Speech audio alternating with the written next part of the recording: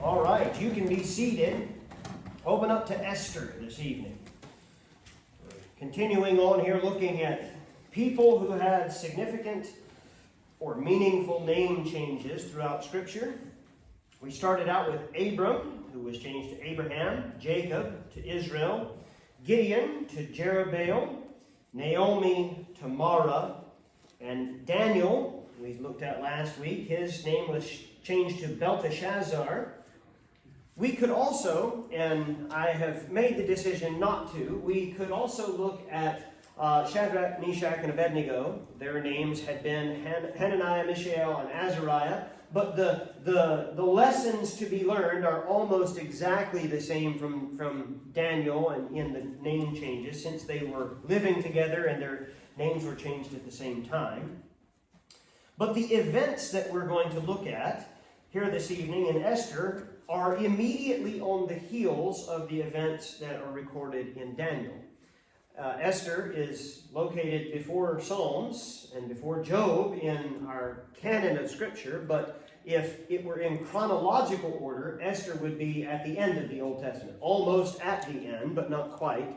And so the events that we're looking at this evening take place at the end of the Old Testament. Daniel had been there. He was taken captive and taken to Babylon. He lived through the transition from the Babylonian to the Medo-Persian. Darius, who was the king when Daniel was thrown into the lion's den, he was a Mede. And then immediately after that, the Medo-Persian Empire, it shifted more towards the Persian. It was shortly after the time of Daniel, or perhaps he was still alive. We don't know exactly when Daniel passed. But a remnant of Jews, just under 50,000 Jews, had returned to Jerusalem by the decree of Cyrus, who was the king of Persia. Isaiah had foretold Cyrus's reign and the fact that he would send the Jews back. The next king who came to the throne after Cyrus was a king named Ahasuerus. He's known to history as Xerxes. And his story, at least the biblical portion of his story, is told for us here in the book of Esther. Esther is significant for lots of reasons. It's a unique book in several ways. It's one of two books that is named after a woman in the Bible, the other being Ruth. Very good. So it's one of only two named after a woman, and it is probably most conspicuous. Another reason, it has the longest verse in the Bible. It's found in Esther. And nowhere in the chapters or verses of Esther is the name of God mentioned. Not one time is the name of God found. But it would be hard to find a book where the hand of God is more conspicuous. God's hand is all over this. And so I'm going to just give you basically the story here this evening of Esther, and then we'll draw some application. Esther chapter 1, the first chapter of the book, sets the stage for how a Jewess came to be on the throne of Persia, because that's quite a stretch. Just a few generations earlier, her forefathers had been taken captive by the Babylonians, but now we're going to have a Jewess sitting on the throne of Persia. How does that happen? Well, her name is not mentioned at all in the first chapter, but the stage is set. In chapter 1, Ahasuerus throws a party for the power players in his kingdom, the princes and the rulers. He throws this party. Verse 4 tells us that this party lasted 180 days. What good is going to happen after a 180-day party, do you suppose? Absolutely none. Absolutely none. And amazingly, when that party concludes, he decides that it wasn't quite enough. And so at the end of his 180-day party, Ahasuerus decides to throw a one-week party to cap it off. So 187 days total, verse 5 tells us. All of the men of power were present, all of his advisors, all of his princes, and he ruled from India, in Asia, the India that we know about, to Ethiopia, which is down considerably into the African continent. a massive tract of land that is ruled by this man, and he has all of the power players come in for this 187-day party. The queen, whose name was Vashti, is entertaining the wives and women of the empire in a separate part of the palace. She is not connected with the king during this time. A 180-day party, and the women are not present. They partied in separate locations. And in an effort, perhaps alcohol-induced, we don't know, but again, after 187 days, stands to reason that he was probably feeling no pain. He's wanting to show his power and his prestige, so Ahasuerus sends for his queen Vashti and commands her to appear at the men's party. That was culturally, that didn't happen. That wasn't acceptable in that culture, and Vashti refused, and the king, of course, was furious. What he had intended to be as kind of the capstone where he shows off his beautiful queen turned into a public embarrassment where his queen said no. Well, he's furious, and so the king asks his counselors in verses 16 to 20, he says, "What should I do in light of the queen's disobedience?" And they tell him, kind of selfishly, they say, "Well, here's what's going to happen. Word of what the queen has done is going to get out. And all of the women and all of the empire are going to think that they don't have to listen to their husbands. So you need to make an example of this woman. You kick her out. Banish her from your presence and choose another queen who is more worthy." Vashti was banished, and a new queen would be coming on. And that's where we come to chapter 2. Vashti is gone, and Ahasuerus, or Xerxes, is missing having a queen, so he begins the process for trying to find a new queen. Now, what actually happens in Esther chapter 2 is something more involved than a beauty contest. We have sanitized this story somewhat for Sunday schools and flannel graphs over the years. It was not. This is not what happens in chapter 2 is not purity on display. All of the fair maidens in the empire would be assembled into Shushan, which is the royal city where the palace was. The women would be treated for 1 year. They would go through rites of purification. And then after that, they were permitted to take what they pleased and go before the king, and they would spend one night with the king, and whoever pleased the king most would be made queen in Vashti's stead. Look at verse 5, and we'll start reading here. He says, chapter 2, verse 5, "Now in Shushan," which, by the way, if you're reading history, it's called Susa, but they're the same city. "Now in Shushan, the palace, there was a certain Jew, whose name was Mordecai, the son of Jair, the son of Shimei, the son of Kish, a Benjamite." Who else do you know who was the son of Kish, a Benjamite? Saul, yes, the first king. Different Kishes, no doubt. They are not contemporaries. But interesting, it says, "Who had been carried away from Jerusalem with the captivity which had been carried away with Jeconiah, king of Judah, whom Nebuchadnezzar, the king of Babylon, had carried away." So remember here what this is saying. When Nebuchadnezzar came, we read about it in Daniel chapter 1. We also read about it in 2 Chronicles. He swept in and he hauled away, the first time he hauled away the best and the brightest. That's when Daniel was taken. He left behind everyone else. The second time he came, he took another batch. That's when Ezekiel was taken. And Ezekiel was hauled out of Judah and taken to Babylon.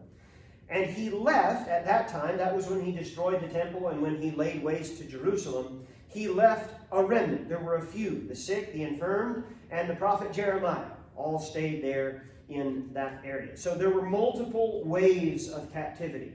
These are some of the first. The ancestors of Mordecai, they go out in one of the first waves. Mordecai is also, interestingly enough, he's one of the Jews who had decided not to return to the land. Because many Jews in this time, Nehemiah, had already happened. Okay, so Nehemiah and Zerubbabel and Ezra, they're all of these events are happening at the same time. So Mordecai and Esther are two Jews who have made the decision, for whatever reason, I think we'll see why that is. But they had made the decision that they were not going to return to the land of Israel.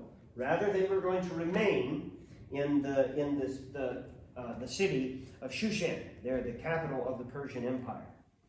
He, Mordecai, is of service to the king, and he's living in the royal city there of Susa. Verse 7. And he brought up Hadassah, that is Esther. There's the name change. That's why she enters this study. His uncle's daughter. We would say it shorter. We would call her his niece. Or actually, we would call it his cousin. His uncle's daughter would be his cousin. For she had neither father nor mother, and the maid was fair and beautiful, whom Mordecai, when her father and mother were dead, took for his own daughter. So they're cousins, but due to an age difference, their relationship is more similar to a father-daughter or an uncle-niece type of a situation. Esther is beautiful, and therefore she is caught up in the net that is pulling all of the beautiful women to the palace. Now, she didn't have to go as far as perhaps some of the women, because when they drop the net to pull beautiful ladies, again, the kingdom stretches from India to Ethiopia. So she lives right next door to the king. She lives in Shushan. She's taken in.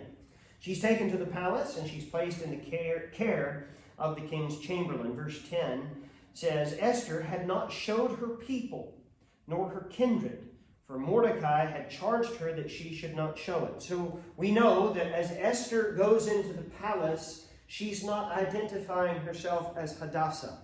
She's identifying herself as Esther. Hadassah is a Hebrew name. Esther is a Persian name. And so she's identifying herself by her Persian name. She's grown up there. She speaks the language. Esther had never been to Israel. She had grown up there in Persia. For all intents and purposes, she's Persian, but she worships the God of heaven. She worships the one true God. She's been raised by her cousin, kind of uncle type of a situation. And whatever his reasoning, likely the leading of the Holy Spirit, Mordecai encouraged her to keep her Persian name rather than her Hebrew name, and keep your identity as a Jew secret. Don't let anyone know. Well, in chapter 2, Esther is chosen. She goes before the king. She pleases the king, and he's chosen as the new queen. Or she is chosen as the new queen.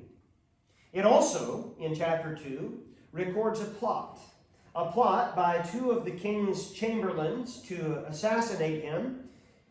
But the plot was discovered by Mordecai, who passed the word on to Esther, who gave it to her husband, the king, and the plot was foiled and the conspirators were executed. All of that's recorded for us. And if you were reading Esther for the first time, you'd say, well, I wonder why it includes that. Well, because even though his name is not mentioned, the hand of God is very, very much involved in everything here. In chapter 3, we're introduced to the villain of the story.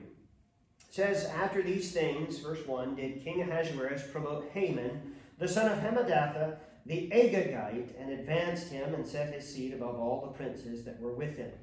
We've already discussed, so I won't go into great detail on it. In 1 Samuel 15, when Saul was supposed to kill the Amalekites, he spared Agag. And here we have Haman the Agagite, one who escaped. Obedience matters. Though it was over 500 years before, Saul's disobedience to the explicit command of God to wipe out everything is still causing issues now on a much different area, different kingdom, different empire, different era of world history. Haman is a proud man, and all of the king's servants bowed before him when he passed, all except one. Now, I want you to talk with me here just a little bit. Is it forbidden by a believer? We're commanded not to bow down to false gods. We're not supposed to bow down to idols. Is it wrong if you were to meet a royalty who is traditionally bowed to? Would it be wrong? Are you worshiping a false god to do like this? No.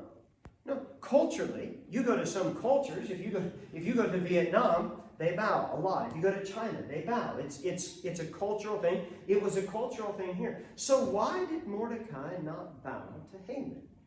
In all likelihood, he probably bowed to Ahasuerus.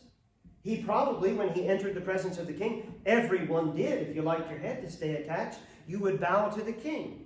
But for whatever reason, and again, we're not told why, but Mordecai decided that he wouldn't bow to Haman. And Haman would not have it. Haman was angry over this refusal, and it sparked a deep hatred, not just of Mordecai, but it was obvious that Mordecai was a Jew. How would anyone know that he was a Jew? Think of the Old Testament. Think of the book of Leviticus and all of the different ways that a Jew was visible. I would imagine that Mordecai probably maintained that look. So when you look at him, hey, why does that guy look like that? Well, he's one of those Jews. So he's going to instill this hatred in Haman. Haman decides that not only is he going to execute Mordecai for his insubordination, he's going to exterminate the entire Jewish race. A plan of such magnitude couldn't be carried out without the king's permission. So Haman has to approach the king with his idea for the first Holocaust. He goes before the king. Before he went, he selected a day for the killing to take place. In chapter 3, verse 7, he casts lots and it falls on Pur, the day called Pur. We'll go to that in a few moments. Perhaps you know what feast is celebrated in connection with Esther. Armed with his plan, Haman approaches the king. Take a look at verse 8 of chapter 3. And Haman said unto King Ahasuerus, there's a certain people scattered abroad and dispersed among the people in all the provinces of thy kingdom. And their laws are diverse from all people, neither keep they the king's laws. Therefore it is not for the king's profit to suffer them. If it please the king, let it be written that they may be destroyed. And I will pay 10,000 talents of silver to the hands of those that have the charge of the business, to bring it into the king's treasuries. And the king took his ring from his hand and gave it unto Haman, the son of Hammedatha, the Agagite, the Jews' enemy. So word of Haman's planned genocide is spread. He gives the edict, signs it with the king's ring, and it has to make its journey. Again, from Persia, which is modern-day Iran, it has to make its way to India, to Ethiopia. So we're going to be wearing out some horses to get news from one point to the next point. They're going to transport the news. Verse 15, the post went out, being hastened by the king's commandment, and the decree was given in Shushan the palace. And the king and Haman sat down to drink. But the city of Shushan was perplexed. Why? Why are we killing these people? What is the problem? Haman said, they don't keep the king's laws. But they did. Jeremiah explicitly told the people, he said, keep the laws of your conquerors. Obviously, not when they oppose the law of God. He's not saying that you have to keep the law of Persia instead of the law of God. But when the two aren't in conflict, keep the law. Haman, of course, he's going for murder, so lying is not a big hurdle for him to clear. As the king's messengers sped across the empire, their messages brought lamentation to the Jews, and the Jews were spread all over. Being in Shushan, Mordecai was among the first to receive the news of the coming murder of his people. And so he dressed himself in sackcloth and ashes, and he went out in front of the palace, which was not usually done. Typically, you don't see a lot of vagrants sitting on the front steps of the White House. Why? Well, for the same reason you didn't see people in sackcloth and ashes on the front steps of the palace. Esther sent to find out what the problem was, and he explained the situation. He knew better than she knew at this point. Again, he works for the king, so perhaps he was involved in having those parchments come across his desk, as it were. He asked her to intervene. Look at verse 8 of chapter 4. Also, he gave him, the messenger, the servant of Esther, gave him the copy of the writing of the decree that was given at Shushan to destroy them, to show it unto Esther, and to declare it unto her, and to charge her that she should go in unto the king, to make supplication unto him, to make request before him for her people. Esther's obviously upset by the news, but she also can't go before the king. He only allows those to come before him who he sends for. You don't just go in to see the king. And the king hasn't called for Esther. She says, in 30 days, he hasn't called for me, so I can't go into him. If I go into him, he'll kill me. That was the law of the land. If you go in unsent for, then you'll die. And so Mordecai sent back word, and here's the most powerful passage, the most powerful verses in the book of Esther, verse 13. Then Mordecai commanded to answer Esther when he gets news. She says, I can't go. He says, think not with thyself that thou shalt escape in the king's house more than all the Jews. For if thou altogether holdest thy peace at this time, then shall their enlargement and deliverance arise to the Jews from another place. But thou and thy father's house shall be destroyed. Who knoweth whether thou art come into the kingdom for such a time as this? Esther's position as queen won't keep her safe when Haman's decree goes into effect. How would Mordecai know that? We don't know. Apparently no one knew that Esther was a Jew. Mordecai says, look, you're not going to get out of this by just trying to pass the buck. But Mordecai had faith that even if Esther didn't speak up on behalf of her people, he says there in verse 13, he says, then shall their enlargement and deliverance arise to the Jews from another place. Mordecai is absolutely certain, look, it's not going to be curtains for the Jewish people. How could Mordecai know that this Holocaust, this attempted genocide, how could he know that it wasn't going to work? Well, because Mordecai knew that there were promises that God had made to the Jews that hadn't yet been fulfilled. How can the Abrahamic covenant be fulfilled if all the Jews are dead? Well, it can't.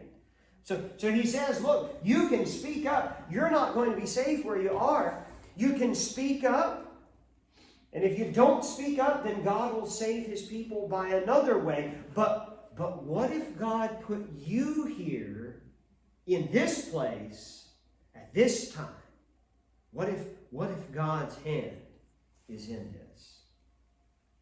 God had placed her in the palace. Again, talk about unlikely stories. God placed a Jewess in the palace, married to the ruler of the world, at the exact time that a maniac is trying to wipe out the Jews. Again, his name's not mentioned, but his hand is seen. God put her there for this time. So Esther issued some instructions to Mordecai. In chapter 4, verse 16, it says, Go, gather together all the Jews that are present in Shushan, and fast ye for me. Prayer is not mentioned, but it is assumed. Prayer and fasting. And neither eat nor drink 3 days, night or day. I also and my maidens will fast likewise. And so will I go in unto the king, which is not according to the law. And if I perish, I perish. Tremendous faith. Tremendous faith on her part. So what happened? Well, the end of the story includes another run-in between Haman and Mordecai, where Mordecai doesn't bow to him once again, and Haman decides, look, I can't wait to... I know I'm going to kill all of them, but I have something special I want to do to Mordecai. I'm going to build a gallows 75 feet high so that it's high enough that everyone can see, because I'm going to make an example of this thorn in my side over here. I'm going to make an example of him.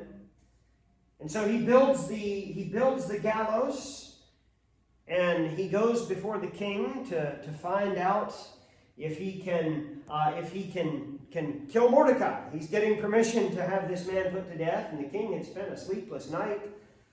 And that's when we hearken back to that plot against the king that we talked about in chapter 2 that Mordecai helped to foil. And suddenly, Mordecai is kind of rocketed into the public eye, and Haman, rather than killing the man who he hates most in the world, he has to take him through the city on the king's horse, publicly shouting his praises. And Haman's just having a terrible time. And at this time, Esther goes in before the king. The only way that she could be saved is if he would raise his scepter to her. And he did. Perhaps he was tired of having to find a new queen. He's been down that road once, doesn't want to go down that road again. So when his queen walks in, unbidden, he raises the scepter. She comes to him. And she doesn't give her news. She doesn't ask the big question. She says, I'd like to invite you to a banquet. She says, oh, yeah. She says, and I want you to bring Haman. And so Haman and the king go to a banquet. And at that banquet, guess what she asks? To come to another banquet. She says, I want you to come to another banquet. And so Haman and the king come to another banquet. And at that banquet, she reveals her nationality. She says to her husband, again, the ruler of the world, if you've read in history about the Battle of Thermopylae, where the 300 Spartans held off the armies, he was the king who ordered the Persians. He had the bigger army. He won that battle. He's the ruler of the world, and it's at this banquet that Esther reveals to her husband, my name's not actually Esther. It's Hadassah. I'm not a Persian. I'm a Jewess. I was raised by my uncle, Mordecai, who you know. Well, at that time, Haman, he tries to make some advance on the queen to shut her up. The king walks in, and Haman ends up dangling on the gallows that he built for Mordecai. Mordecai is given Haman's position after his death, and he issues an order countering the one that Haman had sent out, and the Jews were to defend themselves when the day came that their enemy would attack. The day that was set to have been the Holocaust of the Jews ended up being 2 days in which the Jews destroyed all of their enemies. And it's celebrated every year at the Feast of Purim, which they still celebrate even today. So what's the point of the story here of Esther? What's the point what do we take away from this? Again, maybe you'd say, I know the story of Esther. Maybe it was a reminder to go through it one more time. Again, the sovereignty of God is on every page of this story. Every single detail was arranged by God beforehand to bring the right person into the right place at the right time so that deliverance and enlargement could come to his people in the middle of what appeared to be their darkest hour. If Esther hadn't been there, God would have done something else. But it was pretty dark there for a while. Does God still guide like that today? He does. You're familiar with Proverbs 3, 5, and 6. Some of the best known verses. Trust in the Lord with all thine heart, and lean not unto thine own understanding. In all thy ways acknowledge him, and he shall direct thy paths. Psalm 37, 23. The steps of a good man are ordered by the Lord, and he delighteth in his way.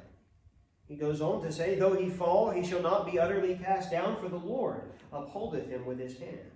All of Esther's life, everything, from the time that she was born in captivity, born in Persia, from the very beginning, all of Esther's life led up to that one great display of obedience and reliance upon God, encapsulated in her words when she says, if I perish, I perish. Look, I'm going to do what God wants me to do, and if I die in the process, that's okay. But I'm going to obey. We will likely never have the kind of power that Esther wielded in that moment. We'll likely never be called to stand before a world leader and express our opinion as to something.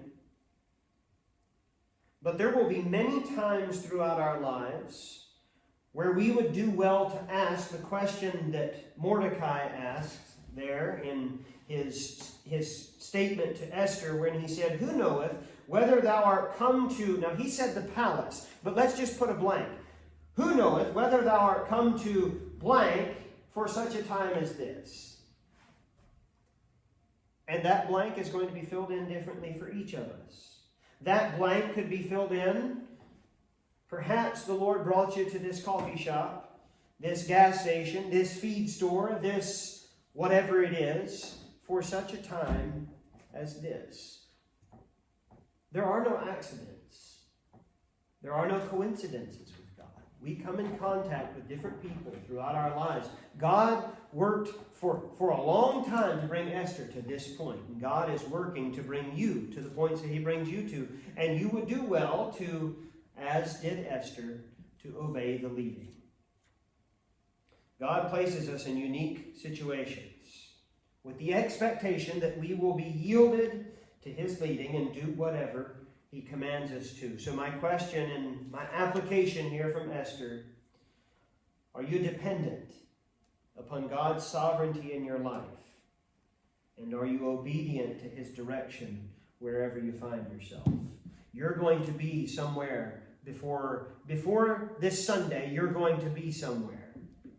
And when you get there, you need to ask yourself, who knows whether the Lord has brought me here for such a time as this? There might be someone standing there who you feel like, hey, this is somebody I should talk to. I had this happen to me 2 nights ago. The Lord brought me in contact with somebody who I hadn't seen in a long time, somebody who doesn't know the Lord, and I was able to reconnect with somebody in the oddest of places. And I've had this thought, maybe the Lord has brought me into this person's life again for such a time as this. I need to seek opportunities so that I can speak to them again and share the gospel with them so that the Lord can do a work. We need to look for those opportunities.